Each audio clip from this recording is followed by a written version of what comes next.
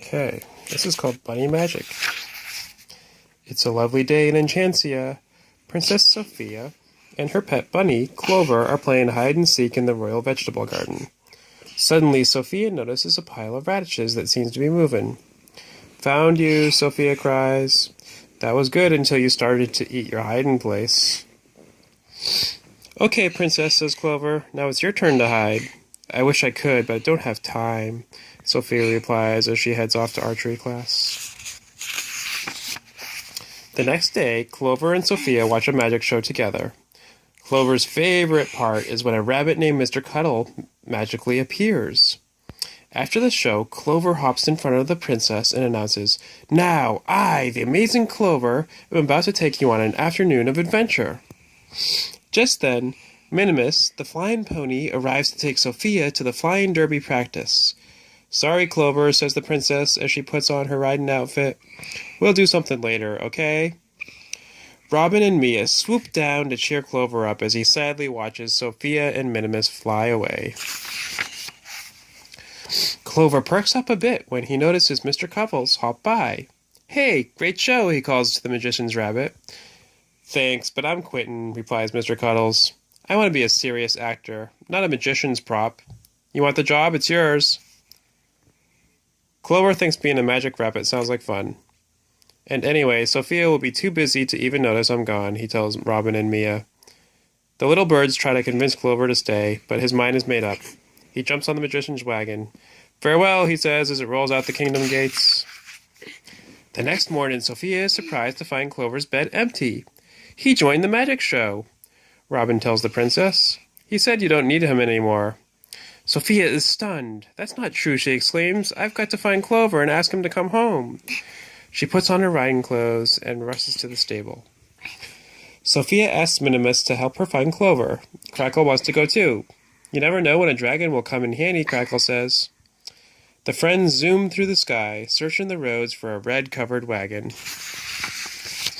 Meanwhile, Clover is backstage after finishing his first magic show. He admits to the magician's dove that he loves the applause, but he really misses Sophia. "Hey, I left some friends behind too," the dove tells Clover. "But this is better. We're big stars now." Clover isn't sure he agrees. A little later, Sophia, Minimus, and Crackle land near a red-covered wagon. "Oh, it's not the magician," Sophia says sadly when she spots a woman with a crystal ball. "I am better than a magician. I am Madame Ubichka, the greatest fortune-teller." Sophia tells Madame Ubichka that they are looking for her pet rabbit. The fortune-teller peers into her crystal ball and says, "Crystal ball, don't be funny. Help me find this grilled bunny." Suddenly, an image of Clover appears inside the glowing ball, and next to him is a fancy tower. "I've seen that tower before," declares Sophia. "It's in Somerset Village. Let's go, cries Crackle. After thanking the fortune-teller, the friends race off. Meanwhile, Clover has been telling the dove story after story about his friend Sophia. "Hey, kid," the dove interrupts. "If you two had so much fun together, why did you leave?" "She got busy and didn't have time for me," Clover admits. "Most people get busy," replies the dove. "That doesn't mean they love you any less." "I'm going home," Clover says, and he hops towards the exit door. But the magician stops him. "I'm not about to have another bunny run out on me," he says, stuffing Clover into his hat. 5 minutes till showtime. After the magician goes on stage, Clover hears a friendly voice call his name. "I've been looking for you everywhere," exclaims Sophia. "I'm sorry I wasn't spending enough time with you. If you come back, I'll make it up to you." Clover leaps into Sophia's arms for a hug. Then the magician returns.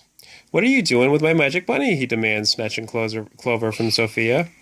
"If you want to see him, feel free to buy a ticket to the show." Clover's eyes fill with tears as he is put back into the hat and carried on stage. Luckily, Sophia has seen this magic act before, and she comes up with a plan.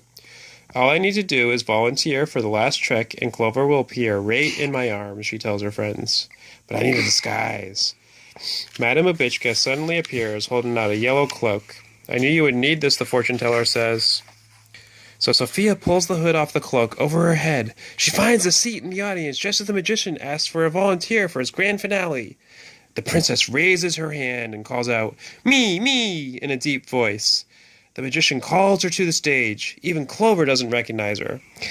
"Let the amazement begin," shouts the magician. He puts Clover in a box and closes the curtain. When the curtain is opened, Clover is gone.